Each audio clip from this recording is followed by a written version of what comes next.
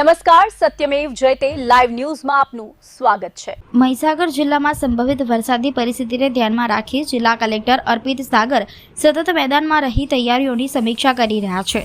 રાત્રિ દરમિયાન તેમણે લુણાવાડા જનરલ હોસ્પિટલની સરપ્રાઇઝ મુલાકાત લીધી હતી। ત્યારબાદ બીજા દિવસે જિલ્લા આપત્તિ વ્યવસ્થાપન કેન્દ્રની મુલાકાત લઈને વરસાદી સ્થિતિ અને ડિઝાસ્ટર મેનેજમેન્ટની તૈયારીઓની સમીક્ષા કરી હતી।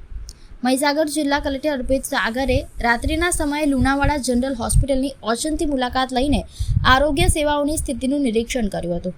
આ દરમિયાન તેમણે ખાસ કરીને ઇમરજન્સી સારવાર વિભાગની કામગીરીની સમીક્ષા કરી હતી। કલેક્ટરે સૂચના આપી હતી કે આકસ્મિક પરિસ્થિતિમાં હોસ્પિટલમાં આવતા દર્દીઓ અને તેમના પરિવારજનોને ઇમરજન્સી વિભાગ સરળતાથી મળી રહે તેમજ સારવારમાં કોઈ વિલંબ ન થાય તે સુનિશ્ચિત કરવામાં આવે। તેમની મુલાકાત દરમિયાન નિવાસી કલેક્ટર સીવી લટા અને લુણાવાડાના પ્રાંત અધિકારી ઉમેશ શાહ પણ ઉપસ્થિત રહ્યા હતા। હોસ્પિટલની મુલાકાત બાદ સતત બીજા દિવસે જિલ્લા કલેક્ટરે લુણાવાડા સ્થિત જિલ્લા આપત્તિ વ્યવસ્થાપન કેન્દ્રની મુલાકાત લીધી હતી। અહીં ડિઝાસ્ટર કંટ્રોલ રૂમ ખાતે 24 કલાક ચાલી રહેલા મોનિટરિંગ, ઉપલબ્ધ સાધન સામગ્રી અને સંભવિત વરસાદી પરિસ્થિતિને પહોંચી વળવા માટેની તૈયારીઓની સમીક્ષા કરવામાં આવી હતી।